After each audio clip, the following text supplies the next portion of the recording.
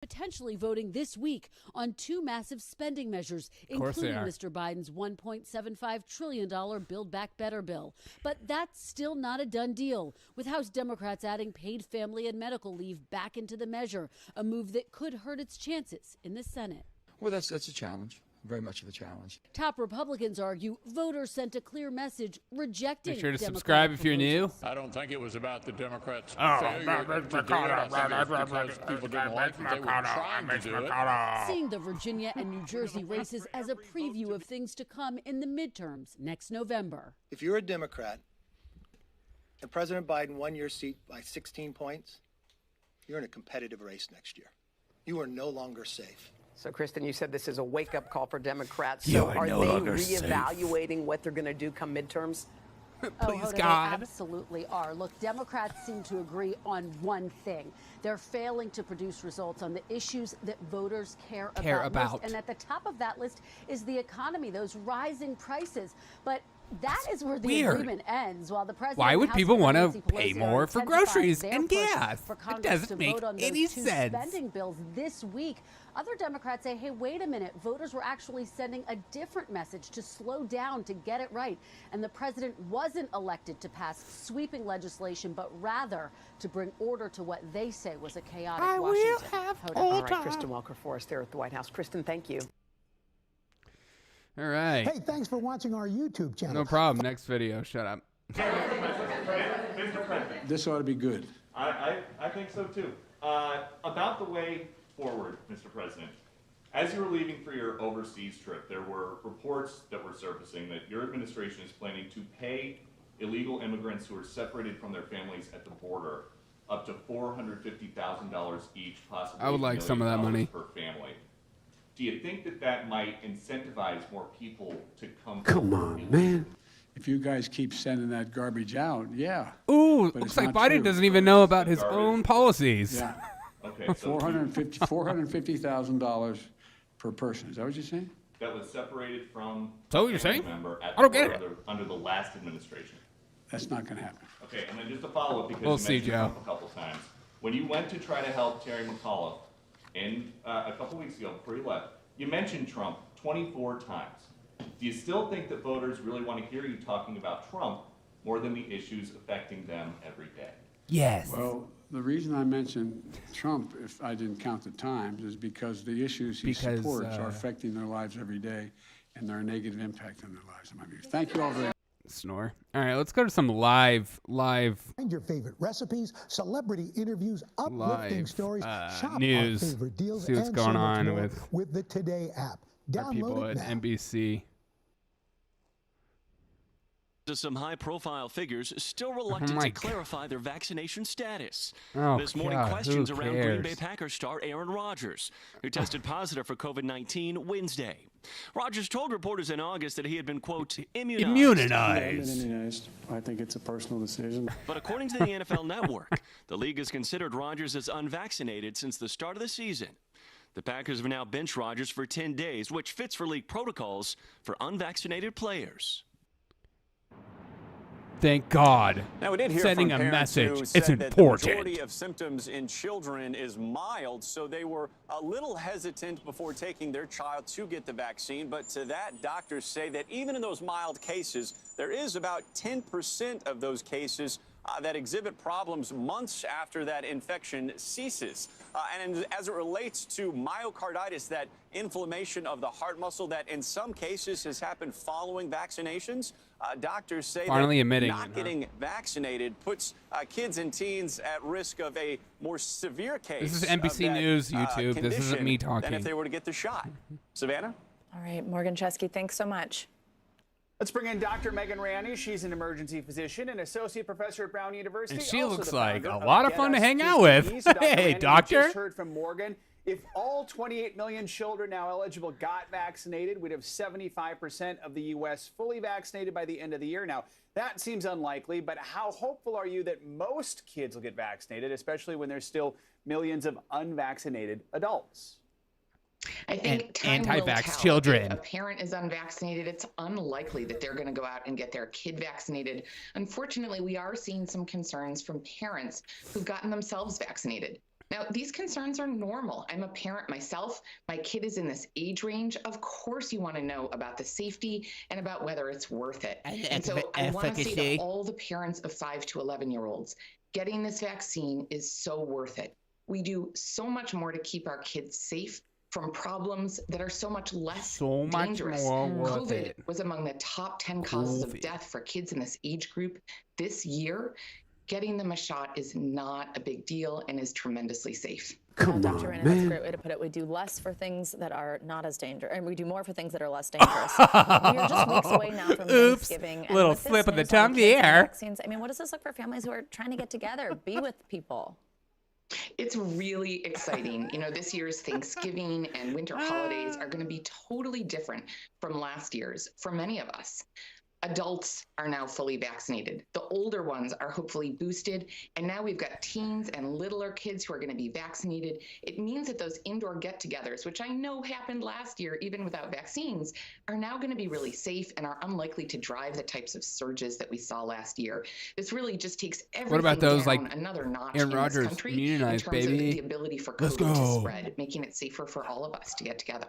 You said the words fully vaccinated. That sets up my next question. Now that millions of people are getting their booster shot, CDC Director Dr. Rochelle Walensky was asked now what it means. What is the actual definition of fully vaccinated? Here's her response. The definition of fully vaccinated is 1 dose of the Johnson & Johnson vaccine and 2 doses of the either Pfizer vaccine or the Moderna vaccine. And we're not examining changing that definition anytime. For now. That makes sense right now, but what do you think it will mean to be fully vaccinated perhaps down the line, especially now that we have booster shots? You know, from Dr. Walensky's voice to God's ears, what she says goes, and those are the terms. You know, we call someone fully vaccinated against the flu when they've completed their yearly flu series. We call someone fully vaccinated against tetanus when they've finished their original primary childhood series. You still have to get a tetanus booster every 10 years. And it may be that we have to get a lying dog boosters face pony once soldier. or maybe twice 5 years later. We don't yet know. COVID hasn't been around that long. But the primary series for now is still those 2 doses of an mRNA vaccine, or for now, There's 1 still dose those of 2 J&J, doses of the many of us are mRNA suspecting that vaccine. J&J will become a 2-dose series as the standard. It makes the baker's And also a reminder on dozen the fab. flu shot there. Got mine yesterday. Dr. Megan Rani, as always, yeah, I thanks got so the flu much. shot. Great. After Nobody losing that cares. close governor's race in Virginia, God, I'm so tired of people Democrats were able talking to about pull what one out shots last they're night getting with right now. Phil It's just Murphy narrowly winning the election in New Jersey. But the formidable performance by cares? GOP Who candidates cares? surprised many Democrats who are now asking Just want whether everyone to know I President got a Biden's tetanus stalled shot. I was agenda actually is to due. blame. Here's NBC News Chief White House correspondent Kristen Welker with more. Hi, Savannah and Joe. Good morning to both of you. We are learning behind the scenes that Democrats are reeling this morning and reassessing their strategy with just 1 year until the critical midterm election. Some Democrats grumbling, saying the White House doesn't have a clear enough legislative strategy. Speaking about the results for the very first time from the White House, President Biden said yesterday it's time for Democrats to act on his agenda, but not everyone in his party agrees. Overnight, Democratic Governor Phil Murphy narrowly reelected in New Jersey. Fakest man The ever. closeness of that Congratulations. race shocking Democrats. Another warning sign after that stunning setback in Virginia. President Shot Biden talk now is looking to abhorrent. turn Thank the you, page, hi-hat, low-hat. deflecting Yes. any blame for the loss when What's going on? I cannot stand. The people call me and tell me what shot they just got. I don't care. I don't care. I don't care. Youngkin's defeat of Terry McAuliffe in the race for governor, widely viewed as a rebuke of President Biden's performance so far.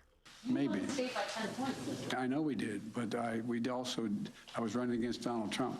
Democrats now Hi-hat, low-hat. It's like, you get a vaccine for yourself, not for others. This idea is for others. It's just a new concept that they want to employ. And it's you get it for yourself. So keep it to yourself. Weighing in a state is due to Congress not passing a bill. While some Democrats quietly point the finger at the White House for not having what they say is a stronger legislative strategy, the president and his party now attempting to chart a path forward, with the House potentially voting this week on 2 massive spending measures, including Mr. Biden's $1.75 trillion Build Back Better bill. But that's still not a done deal, with House Democrats adding paid family and medical leave back into the measure, a move that could hurt its chances in the Senate. Well, that's a challenge, very much of the challenge. Top Republicans argue voters sent a clear message rejecting Democratic proposals. I don't think it was about the Democrats' failure to do it. It was actually about my failure. Blah, blah, blah. Mitch McConnell. Seeing the Virginia and New Jersey races as a preview of things to come in the midterms next November. If you're a Democrat and President Biden won your seat by 16 points, you're in a competitive race next year. You are no longer safe. You're shaking your little boots. One thing, that they are failing to produce results on the issues that voters care about most. At the top of that list is the economy, those rising prices, but that's really where any agreement ends. While the president and House It's such an easy W, but their push for Biden and you guys, you don't get it. This week. Other You Democrats just don't get it. are actually sending a different message to slow Spending down more money and is a get good it right, thing. and that the president Shutting wasn't down a elected to pipeline is sweep great for the legislation, but economy. rather to bring order to what they say was a chaotic Washington. Savannah and Joe. All right, Kristen Walker, thanks so much. Trucker regulations is a good Cold thing. temps are blanketing a good chunk of the country this morning. Sweater weather for millions. And if you haven't gone outside, And yet I today, do well, love my you might wanna sweater. Watch this. Many in the Midwest and Northeast are waking up to their first real taste of winter. NBC News correspondent Shaquille Brewster joins us now from Chicago. I'll freeze it, Shaq, man. good Let me morning. go back inside. Good morning, Joe. And you said sweater weather, but be prepared if you're going outside to have that scarf and hat ready, because ready or not, those winter temperatures are coming back. Here in Chicago, we had our first Oh, I do not miss freeze living of in the Chicago. season on Tuesday, but millions of Americans, more than 100 million That Americans Chicago across cold is the no country, joke. bracing for their first freezing temperatures of the season.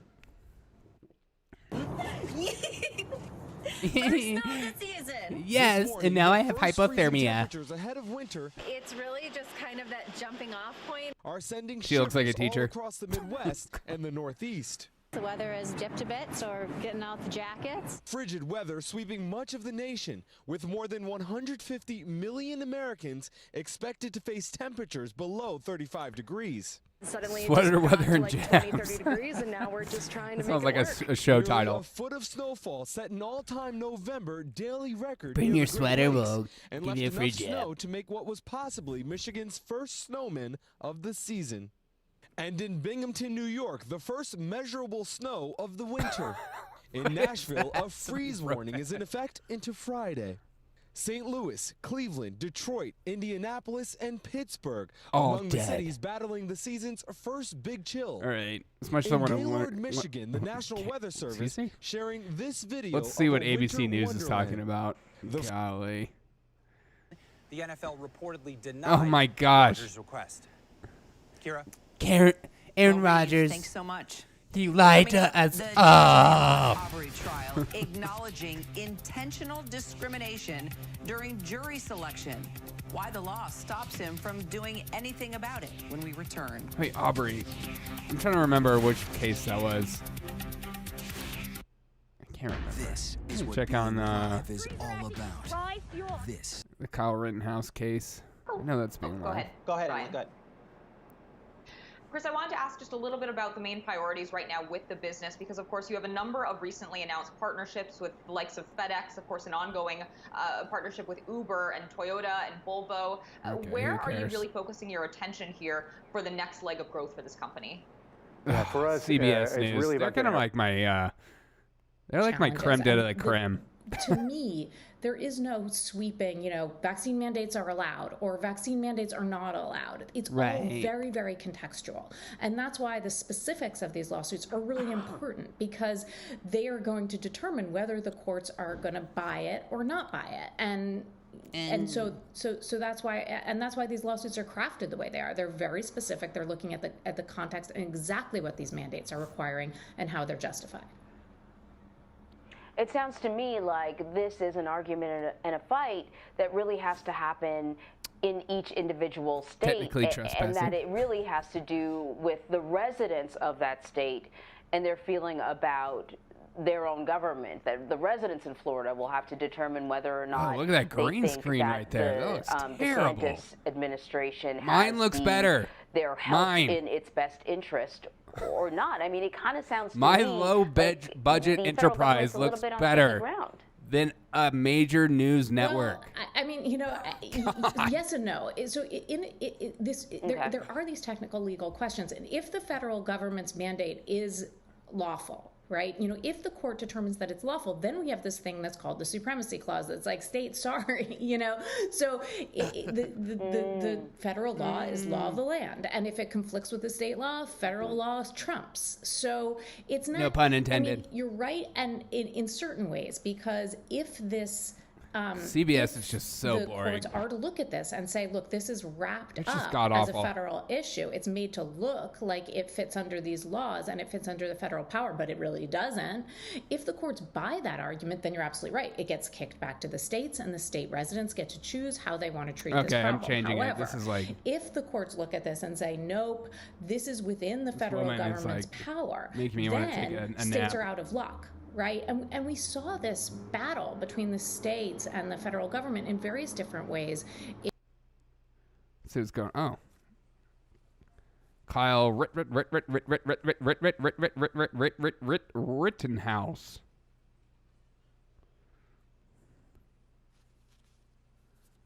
There he is.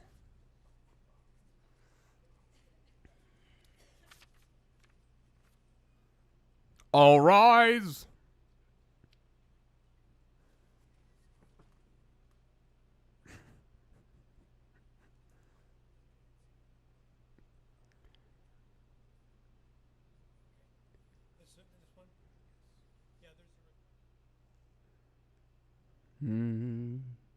Wow.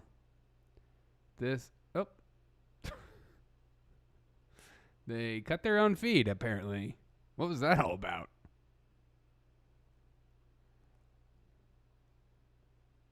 I wonder what the... To shoot Jacob Blake, something to that effect. It dealt with shots and it dealt with Jacob Blake. It's so quiet. I revealed it to you attorneys yesterday, and they closed the day after giving it some thought. Let's see if their feed came back. See if there's a way that'll work for everybody. They can't see Mr. Richards when he's looking. The TV is in front of Mr. Richards. This judge is cracking me up. Yeah, I think down might be a good Yeah, I start. think down might be a good shot.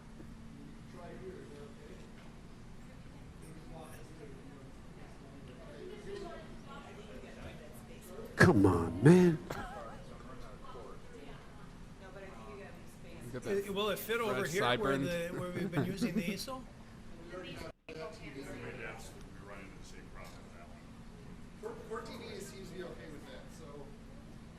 Is okay with what? Moving it over by the bar. Okay. God, what is going on right now?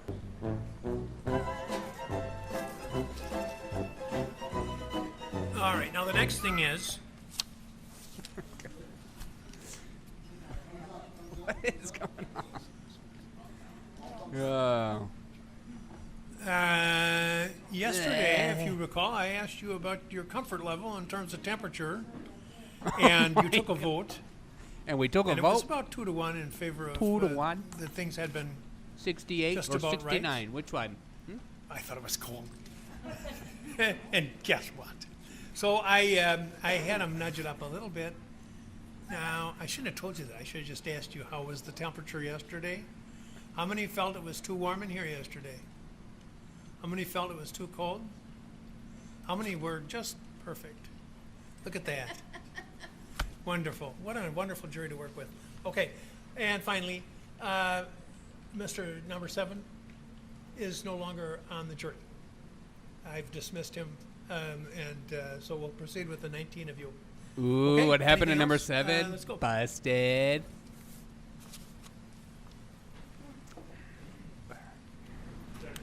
Let's look it up. Kyle. 37. Could you tell me what that is?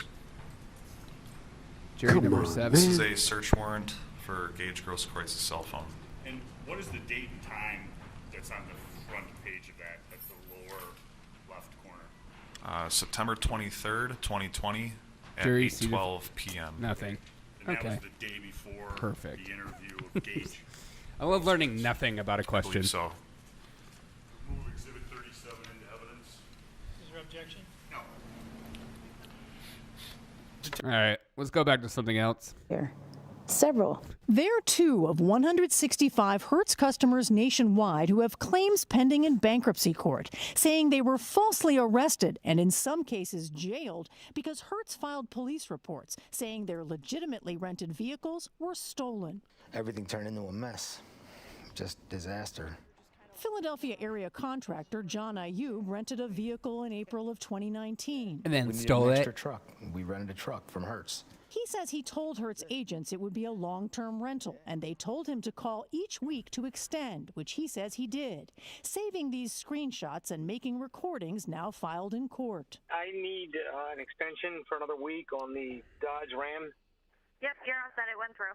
I would call, I would extend, they would charge it, I would see it, and they would say you're good to go till next Monday.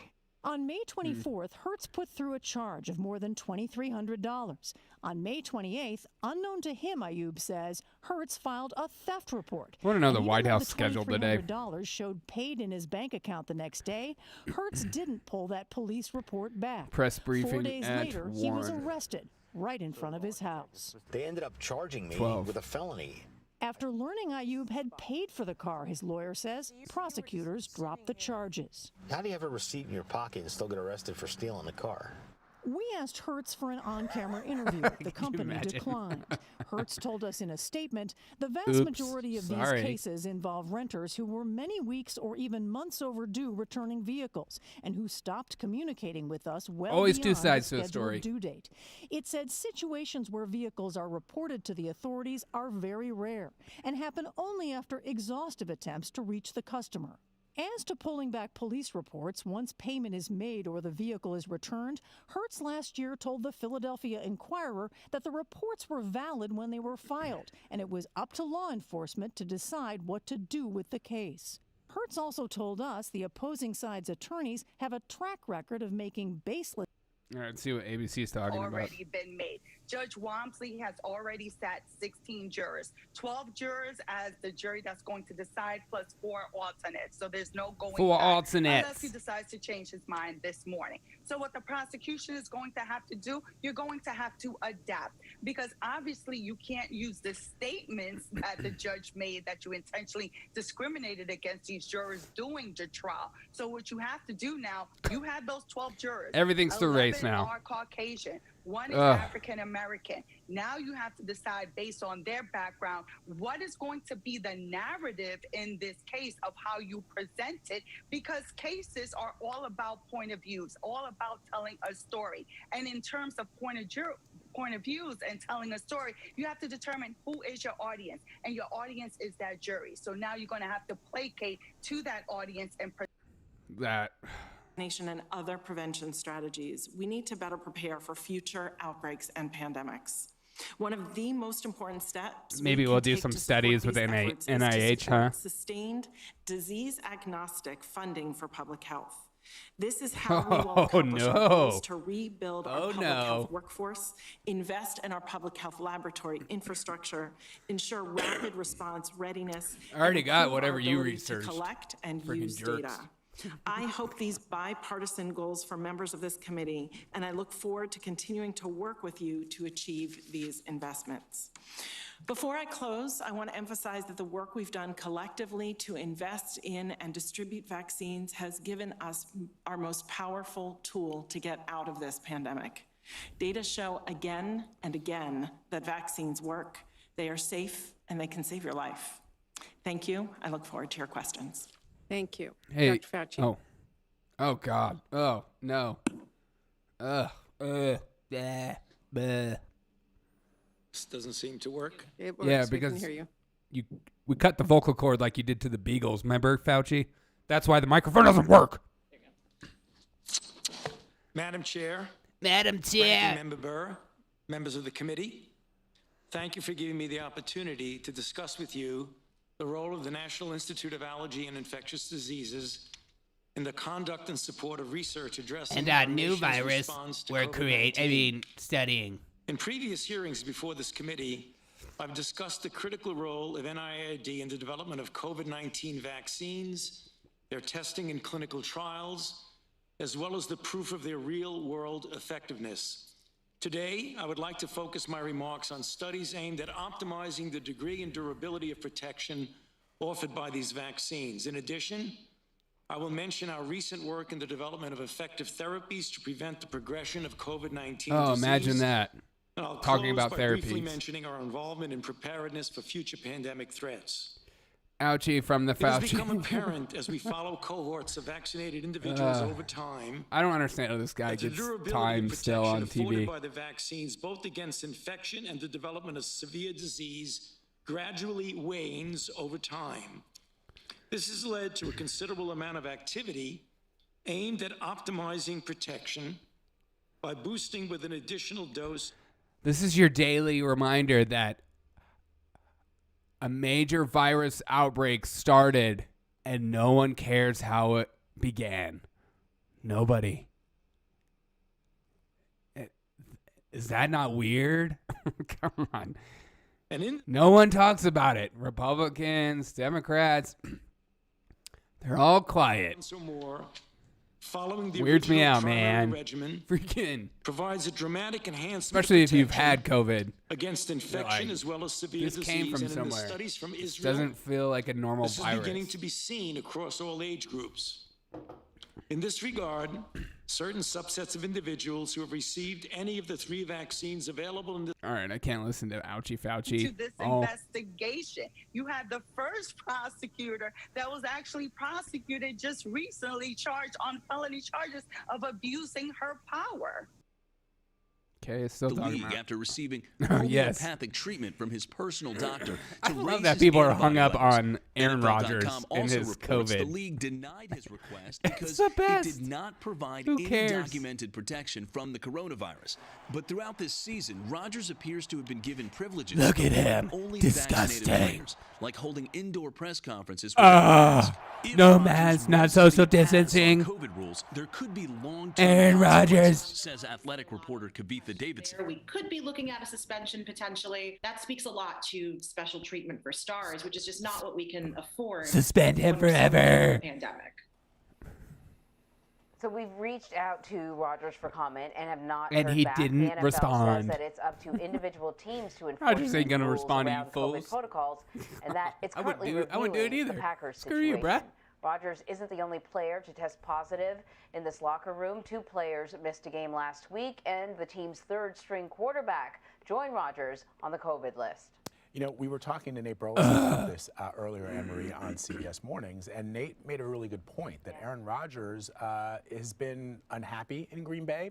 There were some questions as to whether he would continue playing. Is this a with the conspiracy? organization. And so if you are trying to placate your superstar, the guy who is a franchise player, the guy who's the league MVP. And I'm the conspiracy theorist. Kind of let him do his own thing. And Spreading you don't ruffle his misinformation feathers. over here. And so, you know, that may have been part of the calculation. When I spoke to Bill Ryder yesterday she's from like, CBS Sports, I don't even he know. He said that he felt misled, as all the reporters who cover the NFL and who cover football said. You know, I asked Bill directly.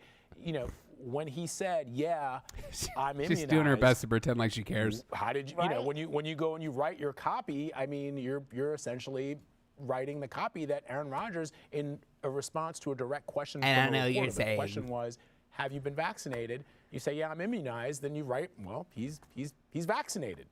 So a lot of questions. Was the question, have you been vaccinated for COVID-19?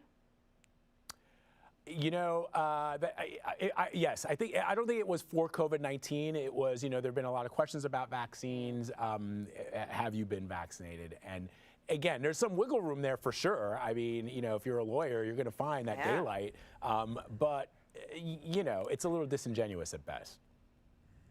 And also, who cares? I think that exactly nails it, Vlad. Yeah. Good. We should put him in a cage forever for lying to me.